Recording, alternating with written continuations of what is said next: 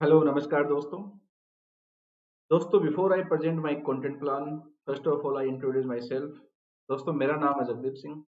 और मैं आपको एसएससी और राजस्थान के सेगमेंट में, राजस्थान स्टेट पीसीएस के सेगमेंट में हिस्ट्री, इकोनॉमी और पॉलिटी का सब्जेक्ट्स को मैं आपको पढ़ाने वाला हूँ। बात की जाए मेरे वर्किंग के लिए तो मैं एज ए एसएससी सिलेक्टेड और राजस्थान स्टेट एडमिनिस्ट्रेटिव सर्विस में सिलेक्टेड हूँ। और जो मेरा टीचिंग एक्सपीरियंस है वो मोर देन 2 इयर्स है, जिसके अंदर मैंने हिस्ट्री, पॉलिटी, इकोनॉमी का ये सब्जेक्ट्स इनको मैंने पढ़ा है। ये बोथ लैंग्वेज में है, मतलब हिंदी और इंग्लिश मीडियम, बोथ मीडियम के अंदर मैंने इसको कवर अप किया है। बात की जाए मेरी ग्रेजुएशन की तो मैंने बीएससी किया महाराजा कॉलेज जयपुर से। इसके अलावा मैंने 4 टाइम यूपीएससी के अटेम्प्ट दिए हैं। उसके अंदर मैंने 18 और 20 के अंदर 2018 और 2020 के अंदर मैंने यूपीएससी आईएएस मेंस एग्जाम लिखे हैं। और उससे पहले मैं एसएससी सीजीएल के अंदर मिनिस्ट्री ऑफ फाइनेंस के अंडर में जॉब कर चुका हूं। और इसके अलावा यूपीएससी सीडीएस एफकेट उनके लिए मैंने क्वालिफाइड रिटर्न एग्जाम दिए, एसएसबी दिए हैं, बट वहां पे मेरा फाइनल नहीं हो पाया।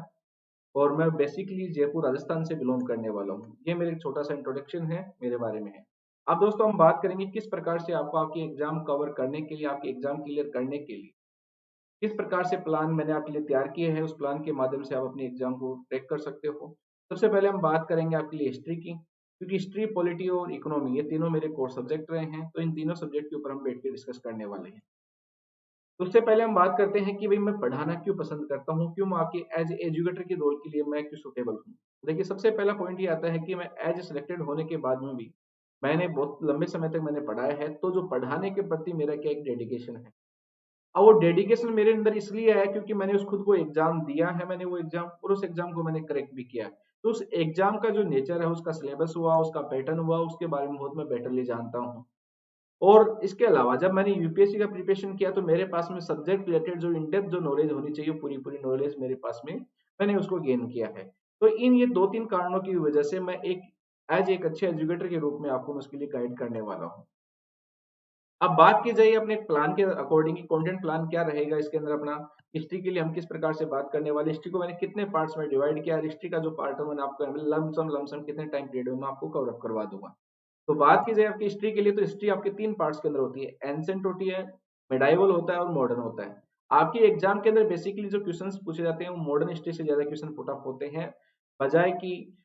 एंसेंट और मिडाइवल। मिडाइवल के बारे में क्वेश्चंस बहुत कम होते हैं। मिडाइवल से यदि क्वेश्चन पूछा जाएगा तो मुगल के आसपास का जो मुगल जो एरा था उसके आसपास का क्वेश्चन आपके एग्जाम में पुट अप होगा। तो एंसेंट, मिडाइवल और मॉडर्न हिस्ट्री में कितना कितना टाइम पीरियड होना चाहिए, कितने कितने अकॉर्डिंग हम इसके बारे में डिस्कस करेंगे। तो एंसेंट में जो मेजर जो टॉपिक्स होते हैं वो कौन कौन से टॉपिक्स आते हैं, सिविलाइजेशन होता है, वैदिक होता है, पोस्ट वैदिक और मौर्यन पीरियड। अब सिविलाइजेशन में हम बात करेंगे जो आपके यहाँ पे सिंधु घाटी वाला हो गया, इसके अलावा जो और हड़प्पा वाला हो गया, मोहनजोदड़ो वाला हो गया। तो ये जो सिविलाइजेशन हुई थी, उन सिविलाइजेशन के बाद में लोगों की उन कौन कौन से वहां पे इंपॉर्टेंट फैक्ट्स मिले थे और किस किस प्रकार की जब उनकी खुदाई की जा रही थी, कब की गई थी, किसके द्वारा की गई थी, ठीक है, और कौन कौन से एरियाज में थे। क्योंकि आजकल एग्जाम के अंदर क्या होता है, मैप दे दिए, एक मैपिंग होती है, मैप होता है, और वो मैप के अंदर क्या कर दिया जाता है, वहां पे पॉइंट आउट कर दिया जाता है इन इन पोजीशन के ऊपर आप बताइए कि यहाँ पर कौन कौन सी सिविलाइजेशन डेवलप हुई। तो हम हर एक जो चीज होगी सिविलाइजेशन से रिलेटेड जो भी पार्ट होगा उसको पूरा हम मैपिंग के माध्यम से पूरा इसको हम कवर करने वाले हैं। बात की जाए वैदिक टाइम पीरियड की, तो वैदिक टाइम पीरियड के दौरान हम बात करेंगे उस समय क्या स्थिति थी, समाज सोसाइटी किस प्रकार से डेवलप हो रही थी, सोसाइटी के अंदर मेन और वुमेन दोनों के पास में क्या क्या पोजीशनिंग थी, और किस प्रकार से इंपॉर्टेंस जो रोल था वुमेन का किस प्रकार से इंपॉर्टेंस रोल था, और मेन का किस प्रकार से इंपॉर्टेंस रोल था। पोस्ट वैदिक में आगे हम बात करेंगे भी जो वुमेन्स का जो रोल था उसके अंदर किस प्रकार से गिरावट आती है और डिक्लाइन होता जाता है उनका जो टाइम पीरियड होता है, और किस प्रकार से फिर वुमेन धीरे धीरे समाज के एक अंतिम छोर की ओर पहुंचने लग जाती है। और उसके बाद में हम बात करेंगे जैनिज्म, बुद्धिज्म, इसके बारे में बात करेंगे, जो उस समय जो धर्म के बारे में, जो रिलीजन के ऊपर जो चीजें उठने लगी थी, रिलीजन के ऊपर डिस्कशन होने लगा था, उसके बारे में हम चर्चा करेंगे। और मौर्यन जो टाइम पीरियड आया था उस मौर्य काल के दौरान किस प्रकार से इंडियन हिस्ट्री के अंदर डेवलपमेंट हुआ था, और मौर्यन जो टाइम पीरियड था तो उस दौरान भारत के अंदर समाज किस प्रकार से डेवलप किया जा रहा था, समाज के अंदर ऐसे ऐसे कौन कौन से इंपॉर्टेंट घटनाक्रम घटित हुए थे, उन सब के बारे में हम क्या करेंगे, डिस्कस करने वाले हैं। एंशिएंट हिस्ट्री के बारे में यदि बात की जाए तो सिविलाइजेशन का जो टॉपिक है, जो मौर्यन टाइम पीरियड का जो टॉपिक है, इन दोनों टॉपिक से आपकी एग्जाम के अंदर क्वेश्चंस एक से दो क्वेश्चंस आपके एग्जाम के अंदर यहाँ से पुट अप होते रहते हैं। तो एंशिएंट हिस्ट्री के ऊपर हम डिटेल के अंदर क्या करेंगे, पूरा पूरा डिस्कशन करने वाले हैं। एंशिएंट के बाद में बात की जाए मिडाइवल में, तो मिडाइवल में कौन सा आते हैं, मुगल और पोस्ट मुगल। पोस्ट मुगल के अंदर हम डिस्कस करेंगे भाई जो मुगल राजपूत संबंध किस प्रकार से, रिलेशनशिप किस प्रकार से आगे बढ़ रही थी, मुगलों के साथ में कौन कौन सी एक्टिविटीज हुई थी, और जो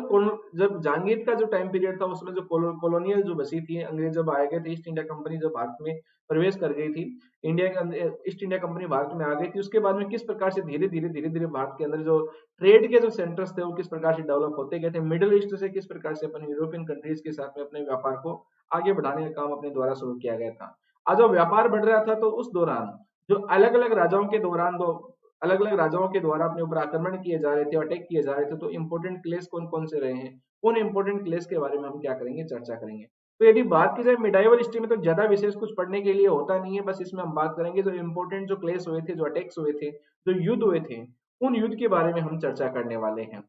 उसके बाद में बात की जाए मॉडर्न हिस्ट्री में, तो मॉडर्न हिस्ट्री को हमने क्या किया, कई पार्ट्स के अंदर डिवाइड किया है। सबसे पहला जो पार्ट आता है मॉडर्न हिस्ट्री को जब काउंट किया जाता है तो 1857 का जो आपके यहाँ पे जो म्यूटनी होती है, जो सैनिक विद्रोह होता है, उससे क्या किया जाता है, इसके आपके यहाँ में मॉडर्न हिस्ट्री की एक तरह से देखी जाए तो शुरुआत होती है। क्योंकि 1857 के बाद में क्या होती है, ईस्ट इंडिया कंपनी का प्रभाव बिल्कुल खत्म कर दिया जाता है और ब्रिटिश गवर्नमेंट क्या होती है उसके अंदर पूरा पूरा इन्वॉल्व हो जाती है। तो ब्रिटिश गवर्नमेंट के इन्वॉल्व होने के पश्चात उसके बाद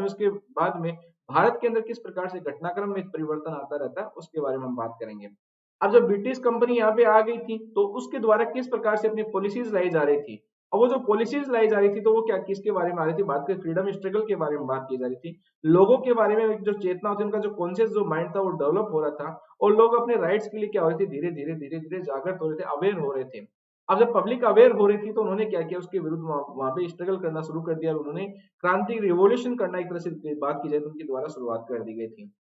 जब 1885 के अंदर जब कांग्रेस को इस्टेब्लिशमेंट कर दिया गया था उसके बाद में लोगों के द्वारा किस किस प्रकार से उन्होंने अपने आप के यहाँ पे जो स्वदेशी जनजागरण की शुरुआत की थी, आत्मनिर्भर के बारे में बात की गई थी। और उसके बाद 1906 के अंदर जो 1906 के अंदर जो बंगाल का जो पार्टीशन वाला आता है, बंगाल विभाजन होता है, उसके बाद में लोगों के अंदर किस प्रकार से राष्ट्रवाद नेशनलिज्म की जो भावना थी या नेशनलिज्म का जो फेवर था वो बिल्कुल क्या हो गया था, बिल्कुल चरम के ऊपर आ गया था, एक्सट्रीम हो गया था। नेशनलिज्म को लेकर के पब्लिक के अंदर क्या हो गया था, बिल्कुल एक्सट्रीम रूप से पब्लिक उसके साथ में फेवर करने लग गई थी। तो हम बात करेंगे बंगाल पार्टीशन के बाद में किस प्रकार से भारत के अंदर आपकी जो स्ट्रगल था, जो फ्रीडम स्ट्रगल चल रहा था, उसके अंदर किस प्रकार से परिवर्तन आता है उसके बारे में हम डिस्कस करेंगे। उसके बाद में क्या होता है, वो तीन एक्ट लाए जाते हैं 1909, 1999 और 1935। इन तीन एक्ट्स के माध्यम से किस प्रकार से भारत के अंदर जो लेजिस्लेचर थी उस लेजिस्लेचर को डेवलप करने का काम किया जा रहा था। क्योंकि पहले हम लोग क्या किया, 1909 के अंदर पार्लियामेंट ऑफ सुधार में इन्होंने केवल क्या दिया था, अभी इतना कहा था, बोले साहब हम केवल क्या करेंगे, आपको यहाँ पे जो वोटिंग के राइट्स तो देंगे, लेकिन वोटिंग के राइट्स क्या देंगे, हम हमारी कंडीशंस के आधार पे आपको वोटिंग के राइट्स देने वाले हैं। ठीक है। और उसके बाद 1915 के अंदर जैसे गांधी जी की भारत के अंदर पुनः वापसी होती है और गांधी जी के आने के पश्चात किस प्रकार से चीजें और उसके अंदर डेवलप होती जाती है, किस प्रकार से और परिवर्तित होती जाती है, तो उसके बारे में हम डिस्कस करेंगे। फिर गांधी जी द्वारा क्विट इंडिया मूवमेंट की शुरुआत की गई थी, इंडिया पाकिस्तान पार्टीशन हुआ था, और उसके बाद में जब इंडिया फ्रीडम हो गई थी 1947 के बाद में किस प्रकार से चीजें और आगे बढ़ी हैं, तो उसके बारे में हम डिस्कस करेंगे। बात की जाए इसकी ड्यूरेशन कितनी रहने वाली, तो लमसम क्या रहेगा आपके, हमें 55 टू 60 हावर्स का जो टाइम पीरियड अपना रहने वाला है, उसमें हम तीनों सब्जेक्ट के बारे में हम डिस्कस करेंगे। एंशिएंट, मिडाइवल और मॉडर्न को हम क्या करेंगे, तीनों को अलग अलग देखा जाए तो इनको अलग अलग टाइम पीरियड अपने द्वारा डिवाइड किया गया है। एंशिएंट को हम देंगे मैक्सिमम 25 आवर्स, मिडाइवल 15 आवर्स और मॉडर्न आपके लमसम 25 आवर्स के अंदर हम आपकी इस वनडे एग्जाम के अकॉर्डिंग क्या करने वाले हैं, इसको कवर करने वाले हैं। उसके बाद में हम बात करेंगे कंटेंट प्लान फॉर पॉलिटी के बारे में बात करें तो पॉलिटी को भी हमने क्या किया, वेरियस फैक्टर्स के आधार पर इसको डिवाइड किया है, किस प्रकार से चीजें आपके आगे बढ़ी थी कि भाई इंडियन पॉलिटी के अंदर किस किस प्रकार से जो कॉन्स्टिट्यूशनल था, भाई जैसे हमने बात की थी, जैसे क्या हुआ था, वो वेवेल्स योजना बनाई गई थी 1942 के अंदर, उसके बाद कैबिनेट मिशन आया था 1946 के अंदर, फिर असेंबली का गठन किया गया था, और असेंबली के बाद में किस प्रकार से प्रोविजन लाए गए थे भारत के अंदर कॉन्स्टिट्यूशन को बनाने के लिए, उसके बारे में हम डिस्कस करेंगे। कॉन्स्टिट्यूशन के बाद में क्या होता है, इंडियन यूनियन गवर्नमेंट के द्वारा किस प्रकार से काम किया गया था, स्टेट गवर्नमेंट किस प्रकार से डेवलप होती है, जुडिशरी के बारे में बात करेंगे, लोकल गवर्नमेंट के बारे में बात करेंगे, कॉन्स्टिट्यूशनल बॉडीज हो गई, सेंट्रल स्टेट रिलेशनशिप के बारे में बात हो गई, और इसके अलावा जो स्टैट्यूटरी जो बॉडीज होती है उनके बारे में बात करेंगे, और इसके अलावा हम बात करेंगे करंट अफेयर्स बेस, यदि कोई नया अमेंडमेंट आया है तो उसके बारे में हम चर्चा करेंगे इसमें।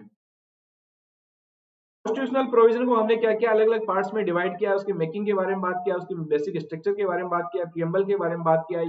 यूनियन और टेरिटरीज के बारे में बात किया, सिटीजनशिप के बारे में बात किया, फंडामेंटल राइट्स हो गए, डीपीएसपी हो गई, और आपकी जो इसके अंदर अपनी ड्यूटीज आती हैं उसके बारे में बात की गई है। तो एक तरह से देखा जाए तो जो पूरा पार्ट है तो आपका जो बेसिक जो स्ट्रक्चर है जहाँ पे संविधान को बनाया गया था और संविधान किस प्रकार से पब्लिक के लिए उसके राइट्स अवेलेबल करवा रहा है, गवर्नमेंट के लिए द्वारा कौन कौन से काम किए जाने चाहिए, गवर्नमेंट को डिफाइन कर रहा है कि भाई सरकार के द्वारा ये काम होते हैं वो पब्लिक के लिए किए जाने चाहिए। एक जो व्यक्ति होगा उसको जो सिटीजनशिप दी जाएगी वो किस बेस पे दी जाएगी, उसके लिए कौन कौन से राइट्स होने चाहिए, तो उसके बारे में बात की है। तो जो कॉन्स्टिट्यूशनल जो प्रोविजन होगा उसको पूर्ण रूप से क्या किया गया आपके यहाँ पे डेवलप करने का काम किया गया है, तो उसके ऊपर हम डिस्कस करेंगे। उसके बाद में यूनियन गवर्नमेंट आती है तो उसको हमने दो पार्ट्स में डिवाइड किया, एग्जीक्यूटिव में और लेजिस्लेचर में डिवाइड किया है। एग्जीक्यूटिव और स्टेट गवर्नमेंट को भी हमने क्या किया कि स्टेट एग्जीक्यूटिव और स्टेट लेजिस्लेचर के अंदर स्टेट गवर्नमेंट को भी डिवाइड करने का काम किया है।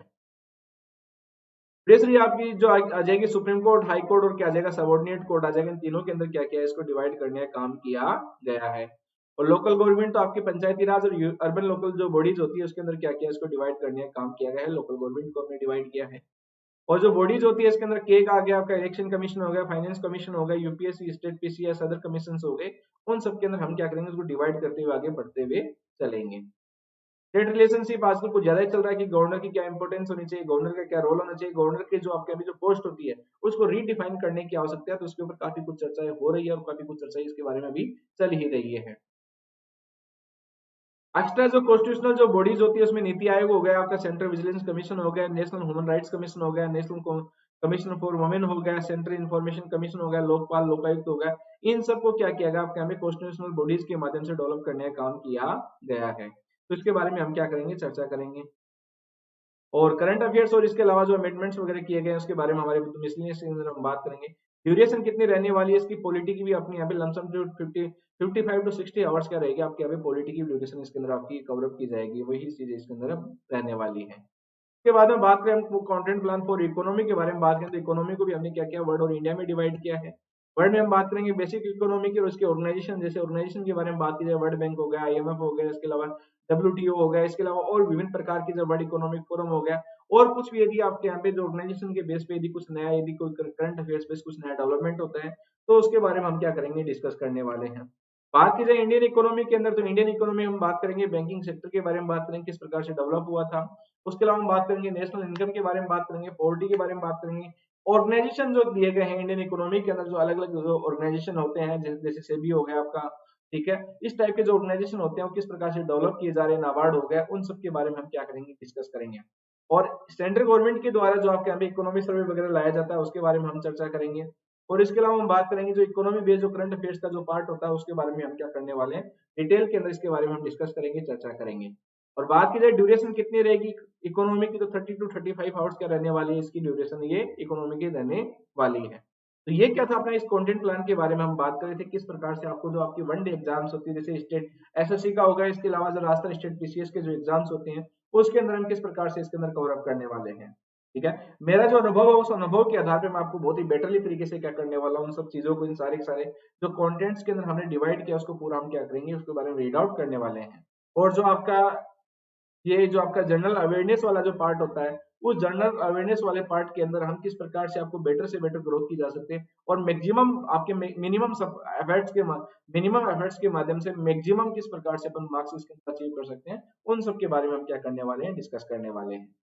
ठीक है, तो ये तो क्या था अपने एक जो कंटेंट प्लान था जो आपकी वन डे एग्जाम्स के लिए आपके लिए काम में आने वाला है। ओके, धन्यवाद,